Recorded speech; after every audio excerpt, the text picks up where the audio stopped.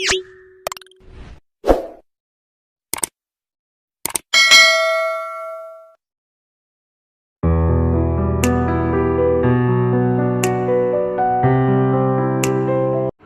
Nabi melihat itu? Dalam peristiwa Isra dan kita cuma dengar. Nabi lihat. Mana yang lebih kuat? Dengar apa lihat? Lihat. Kamu kenal dengan Ustaz Somad? Kenal. Gimana kamu dengar? Saya dengar di radio. Gimana bayangan kamu? Dari suaranya kelihatannya orangnya besar. Kenal dengan Ustaz Somad? Kenal. Sudah pernah lihat? Pernah. Apa bedanya dengan suara dan di TV? Kelihatannya lebih muda. Itu fakta, bukan fiktif. Ternyata melihat lebih meyakinkan daripada mendengar. Apa beda kita dengan Nabi Muhammad SAW? Kita cuma dengar. Nabi Muhammad melihat. Subhanalladzi asra bi'abdihi laylan minal masjidil haram ilal masjidil aqsa alladzi barakna haulahu linuriyahu, supaya kami memperlihatkannya. Sekarang ada orang yang nantang, kalau Nabi Muhammad bisa melihatnya, kenapa saya tidak bisa melihatnya? Karena kalau kau melihatnya, kau langsung mati, guys. Beda sama Nabi Muhammad SAW. Dia diberikan kekuatan yang tidak diberikan kepada yang lain. Di antara semua manusia ada yang dipilih jadi nabi. Di antara yang nabi ada yang dipilih jadi rasul. Di antara yang rasul ada yang dipilih ulul azmi. Di antara ulul azmi itu dipilih dia, imamnya para nabi, Sayyidina wa Maulana wa Syafi'ina Muhammad sallallahu alaihi wasallam. Nabi Musa mau melihat buktinya di atas bukit Tursina. Tunjukkan kepadaku ya Allah, mana kekuasaanmu? Kata Allah, lihat bukit Tursina. Falamma tajalla rabbuhu lil jabali ja'alahu dakka. Begitu Allah menunjukkan kuasanya ke atas bukit Tursina, pingsan Nabi Musa. Padahal Nabi Musa kekuatannya 30 laki-laki yang gagah perkasa. Ketika Nabi Musa terusir dari istana Fir'aun, dia keluar, dia lihat ada orang ngantri panjang, ada sumur. Ternyata sumur itu tertimpa batu besar, tertutup, sehingga orang ngantri. 30 orang Bani Israel yang kuat-kuat mendorong batu itu, tak ada yang bisa. Nabi Musa datang, dia dorong sedikit, terbuka pintu. Dia lihat ada perempuan yang ngantri di ujung. Dia panggil, ladies first. Dua perempuan anak Syuaib menunjukkan tenaga Nabi Musa yang kuat. Tapi begitu dia melihat tajalli Allah di atas bukit Tursina, apa yang terjadi? Pingsan Nabi Musa. Setelah dia sadar dari pingsannya, falamma afaqa, ketika dia terbangun dari pingsannya, qala, dia berkata, tubtu, tobat. Aku enggak mau lagi minta ya Allah. Ini letoy, lemah, lesu, lunglai, mana Allah? Tunjukkan kuasanya. Begitu selesai ngomong, langsung kepleset masuk parit. Mana Tuhan itu? Begitu selesai, langsung ditangkap polisi. Kesombongan, keangkuhan. Jadi sesungguhnya Allah ciptakan kita ini untuk apa? Supaya kita ridha menerima ketetapan Allah. Itu puncak daripada iman adalah ridha. Orang sekarang menyebutnya ikhlas. Ya udahlah, kita ikhlaskan aja. Bukan ikhlas. Salat karena Allah, ikhlas. Bangun masjid karena Allah, ikhlas. Nolong fakir miskin karena Allah, ikhlas.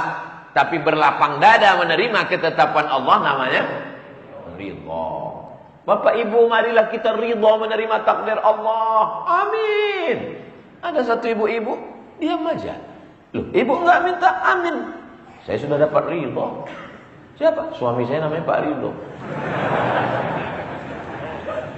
Makanya subuh kita berkata, raditu billahi Rabb.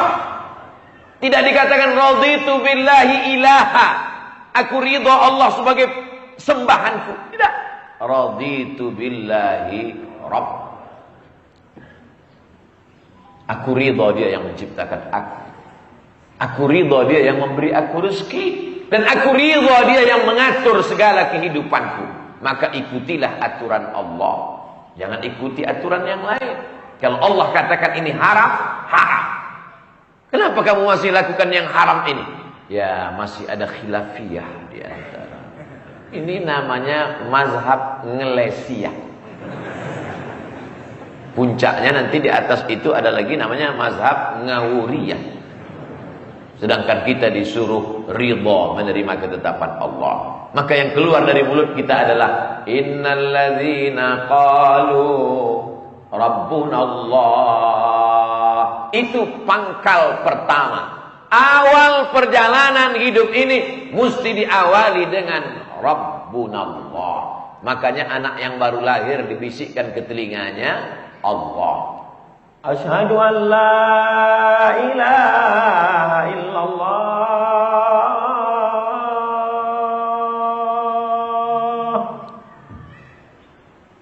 Yang belum menikah latihan azan dari sekarang. Supaya jangan sampai salah. Ini anak lahir jam 5, diazankan azan subuh. Sampai mertuanya heran, loh, ini kok pakai as-salatu khairum minan naum? Subuh lahirnya, Pak. Awal hidupmu Allah, akhir hidupmu pun juga jangan khawatir, karena ada orang lain yang membisikkan. Laktinu mautakum, talqinkan orang yang mati sakratul maut ke telinganya sebelah kanan di ruang ICU. La ilaha. First start, awal hidup jangan khawatir, ada orang yang membisikkan. Akhir ini ketika berada di tengah lautan, kakinya tidak menginjak bumi, tangannya tidak berpegang ke langit, terombang-ambing, dipukul ombak, dihempas gelombang, karangnya tajam, anginnya puting beliung. Maka mesti kuat berkata, innalladzina qalu rabbuna Allah. Allah, subhanallah, alhamdulillah, Allahu akbar, la ilaha illallah, Allah, la haula wala quwata illa billah. Itulah makna zikir itu. Bukan ketika senang zikir, ketika kenyang zikir, ketika tenang zikir, ketika error maki-maki. Yang keluar dari mulutnya kebun binatang. Innalladzina qalu rabbunallah. Setelah itu barulah masuk summastaqamu, istiqamah. 119 kali hari Sabtu istiqomah buat pengajian. Luar biasa. Ini pertemuan yang ke-119. Untung 119. Kalau sempat 911 emergensi.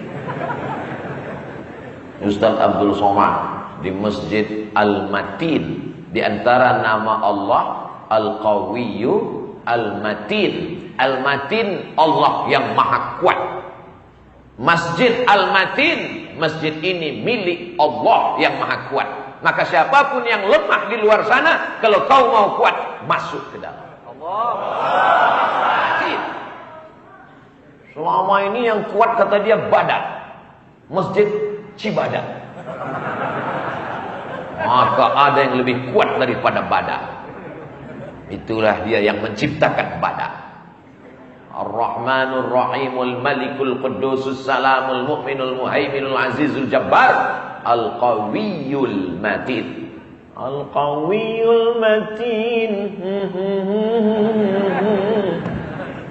Kalau kau merasa lemah dalam hidup ini, daganganmu hancur kacau balau, hidupmu compang-camping tak beraturan, bak kaca jatuh ke batu, masuklah ke dalam Masjid Al-Matin. Sucikan badanmu, sucikan pakaianmu, kau angkat tanganmu, Allahu Akbar. Kau panggil dia, aku hambamu yang lemah, ya Qawi, ya Matin, ya Jabbar, ya Aziz.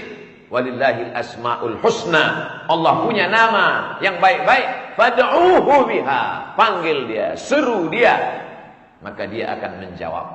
Temanmu aja kau miss call 2 kali nyambut.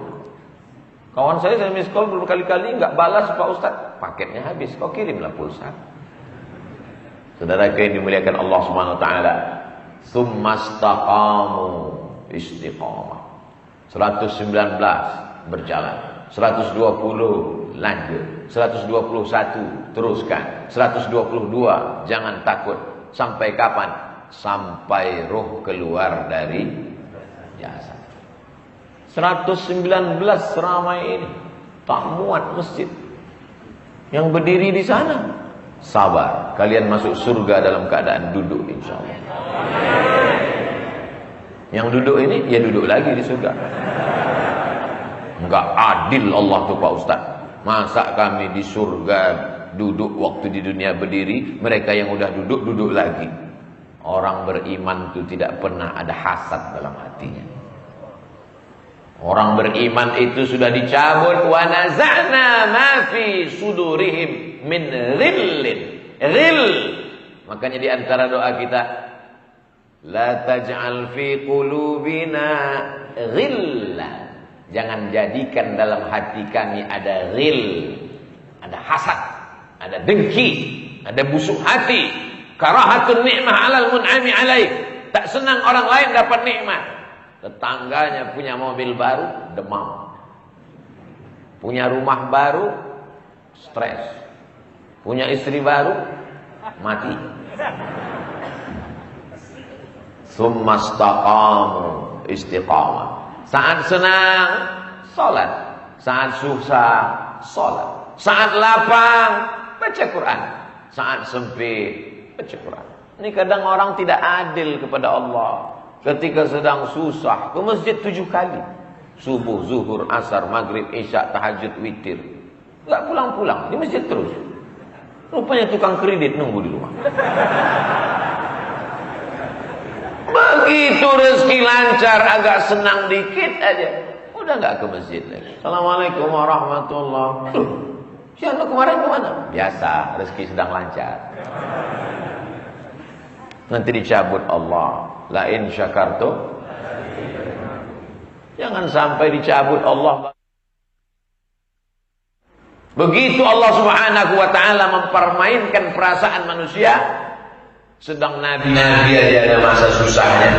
Nabi Muhammad sallallahu alaihi wasallam, anak muda, ganteng, bisnismen, berdagang, liila fi Quraisy, perjalanan orang-orang Quraisy bisnismen. Ila fihim rihlat asy-syita was-shayb. Syita musim dingin ke Yaman, Shayb musim panas ke negeri Syam. Yaman, Saudi Arabia, Syam, 4 negara. Yaman, Saudi Arabia, Suriah, Lebanon, Palestina, Yordania. Nabi Muhammad bisnismen 6 negara. Kau sangka dia jual tiwul? Yang jual tiwul yang tersebut. Takutnya nanti dilaporkan ke Mabes Polri oleh Asosiasi Penjual Tiwul tersebut. Nabi itu bisnismen. Apakah ada orang Mekah itu yang benci kepada dia? Tidak ada. Orang musyrik jahiliyah memanggil dia Al-Amin. Al-Amin itu bukan gelar diberikan Allah dalam Al-Quran.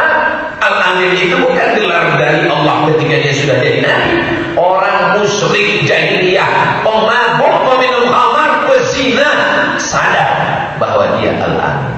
Jadi kalau ada hari ini orang ngejek Nabi Muhammad, kau lebih parah daripada musyrik jahiliyah lagi. Orang jahiliyah memanggil dia Al-Amin, orang paling jujur dan amanah. Menikah dengan Khadijah, kaya, punya anak, punya keluarga, hidupnya tenang. Kapan dia baru dibenci? Ketika dia turun dari Jabal Ragun, surah Nur. Ketika dia turun dari Jabal Nur dan berkata, wahai penduduk Makkah, seandainya aku katakan bahwa tadi malam aku sudah didatangi oleh malaikat Jibril dan dia menurunkan wahyu kepadaku dan aku sudah diangkat menjadi rasul di antara nabi-nabinya, apakah kalian percaya? Mengamuklah mereka. Alihada jama'atana, apakah butuh ini kau kumpulkan kami? Tabatlah kaya Muhammad, celaka engkau Muhammad. Turun ayat tabat yada abi lahabin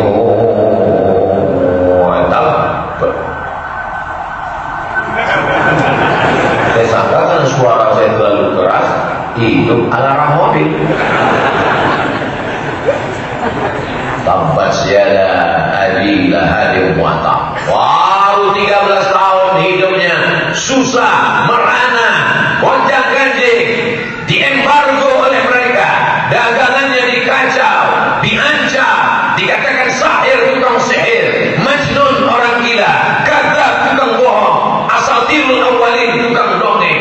3 tahun diembargo, tidak boleh dagang, tidak boleh ada hubungan diplomatik, tidak boleh ada silaturahim. Gonjang-ganjing, kekacauan datang ketika kita menyuarakan dakwah la ilaha illallah. Jadi kalau ada di antara kita sekolah, kuliah, kerja, nikah, punya rumah, punya anak, hidupnya tenang, tak ada yang benci, tak ada yang marah, kau perlu curiga. Jangan-jangan kau kucing.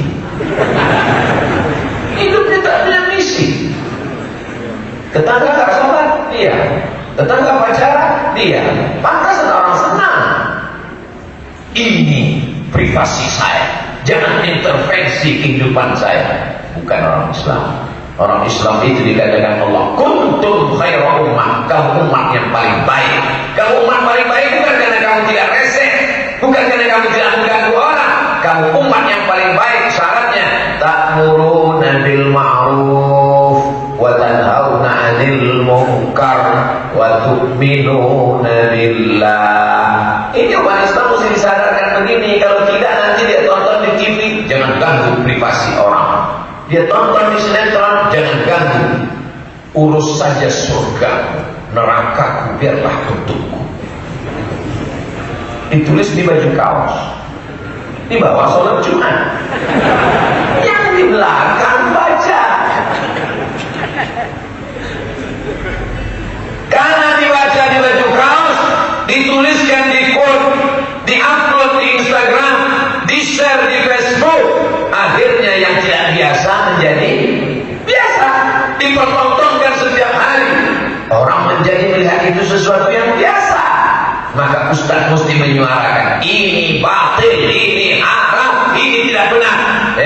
Somat, jangan kau urus-urus orang, urus saja duniamu, urus saja ceramahmu, jangan singgung orang. Saya tidak ingin menyinggung orang, saya sedang menyampaikan pesan agama saya. Tapi kami tersinggung, kenapa kau tonton? Berarti kau fans.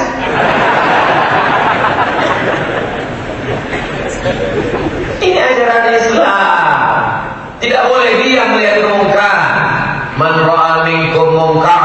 Siapa di antara kamu yang melihat kemungkaran, falyughayyirhu biyadihi. Kalau kau punya tangan, kau punya kekuasaan, tanda tanganmu masih laku, robah dengan tanda tangan. Tutup ini pabrik khamar. Jangan ada jualan khamar. Jangan ada LGBT dengan tanda tangan. Jangan nanti setelah tanda tangan tidak laku, baru datang ke masjid. Tangan sudah bergetar. Mana yang bisa kita perbaiki? Terlambat, Pak. Dulu kemana aja? Tidak sanggup dengan tangan. Fabilisani. Abdul Somad tak punya kekuasaan, tapi dia masih punya lisan. Sampaikan Abdul Somad. Sampai masanya nanti kau tak lagi bisa bersuara. Diam. Barulah fabiqalbi, dengan hati. Jangan ikut. Kalau kau belum bisa menyuarakan kebenaran, jangan bertepuk tangan menyemangati kebatilan. Ini udah enggak menyuarakan kebenaran. Malah kalau ada orang buat dosa, teruskan, lanjutkan. Supporter kebatilan. Nauzubillah. Api luar biasa ini Sukabumi. Di sini banyak provokator. Namanya Profas, provokator amal soleh. Baru ini saya ketemu, udah keliling-keliling. Ternyata amal soleh itu ada provokatornya. Anak-anak muda, luar biasa. Tsumastaqam. Ketika kau disayangin orang, tsumastaqam. Ketika kau dibenci orang karena dakwah, tsumastaqam. Berapa banyak anak-anak muda dibenci orang tuanya sendiri karena jilbabnya panjang. Ustaz Somad, mama saya nggak suka dengan saya karena jilbab panjang. Kata dia, nanti kau nggak laku, mau kawin sama siapa? Jilbabmu pendek kan, kau mesti pacaran. Tapi dosa mah, dosanya biar mama yang nanggung. Bukan kenakalan remaja, kenakalan emak-emak. Berapa banyak laki-laki yang mengadu melelehkan air mata, tolong doakan Pak Ustaz. Kamu jomblo ya? Ternyata Ustaz suuzon, doakan supaya ayah saya sholat Pak Ustaz. Bapaknya tak sholat, makmu gak sholat juga Pak Ustaz. Kok bisa begitu? Karena sama-sama gak sholat lah mereka nikah Pak Ustaz. Tapi anaknya, sulitkah bagi Allah membolak-balikkan hati bapakmu ibumu? Mudah. Tapi Allah ingin mengujimu berdakwah seperti ujian Nabi Ibrahim alaihissalam memahami sifat azab. La illam tantahi, kalau kau tidak berhenti mendakwahi aku, kalau kau tidak berhenti menceramahi aku, la arjumannaka, ku lempar kau pakai batu, wahjurni malia, tinggalkan aku, pergi sana. Kata Azar kepada Ibrahim. Marahkah Ibrahim? Tidak. Mengamukkah Ibrahim? Tidak. Ibrahim tersenyum. Apa kata dia? Sa'astaghfirulaka Rabbi, aku akan mintakan ampun kepada Allah untukmu wahai ayahku. Innahu kana bi hafiyya, Allah itu dekat dengan aku dan mengabulkan doa-doaku. Ketika kau sedang susah, memintalah kepada Allah. Baik dalam keadaan susah karena dakwah, ataupun karena ujian kehidupan, ataupun karena wabah COVID-19, karena apapun. Tsumastaqamu, tapi tidak bisa istiqamah kalau tidak berjamaah. Maka jamaah 119, jamaah sholat subuh berjamaah diteruskan. Alhamdulillah Pak Ustaz, saya sudah 119 kali ngikuti sholat subuh ini. Berarti sholat subuhnya cuma Sabtu aja. Ahad, Senin, Selasa, Rabu, Kamis, Jumat, di mana aja? Oh iya ya Pak Ustaz ya. Datang anak-anak muda pakai jaket dengan semangatnya. Siapa ini? Anak muda pejuang subuh. Zuhur hilang. Kalau subuh yang berat melawan ngantuk aja dia bisa datang, apalagi zuhur yang siang terang benderang. Itu maksudnya. Tidak bisa istiqamah kalau tidak berjamaah. Makanya Nabi Muhammad SAW mengajarkan berjamaah. Ada orang tua Abu Bakar Siddiq, ada anak muda yang gagah perkasa Umar bin Khattab, ada orang kaya Utsman bin Affan, ada anak muda yang cerdas luar biasa Sayyidina Ali bin Abi Thalib, ada perempuan, ada Asma binti Abi Bakar, ada Sayyidatuna Khadijah, ada Sayyidatuna Fatimah. Ini semua adalah jamaah. Kalau tidak berjamaah, kamu nggak berjamaah. Saya sudah melihat manusia ini penuh dengan kesesatan Pak Ustaz. Yang dapat hidayah cuma saya sendiri, yang lain masuk neraka.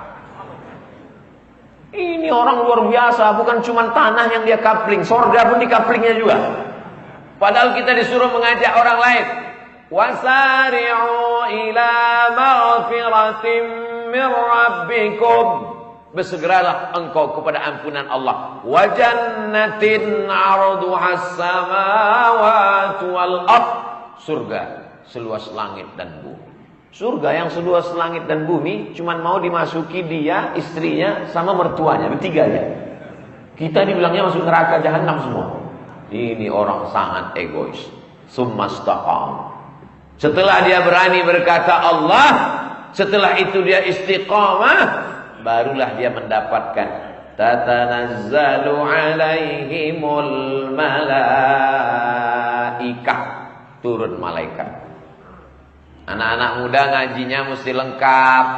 Jangan gara-gara Ustaz Somad mengatakan kalau kau katakan Rabbu Allah, setelah itu kau istiqamah, turun malaikat. Nanti ada lagi yang ngaku ketemu Jibril, ngaku sebagai nabi. Ternyata saya adalah yang dipilih oleh Jibril sebagai penutup nabi terakhir. Yang keberapa? Lupa Pak Ustaz. Yang ke-100 berapa lah ini. Ditangkap sama polisi. Pasalnya apa? Penistaan agama. Dikonfrontir yang ngaku Jibril dengan yang ngaku nabi. Dipertemukan, ditanya, "Kamu nabi?" "Iya." "Nabi dapat wahyu dari Jibril." "Kamu ngaku Jibril?" "Iya." "Jibril ada wahyu ke nabi?" "Enggak," katanya. Tangkap.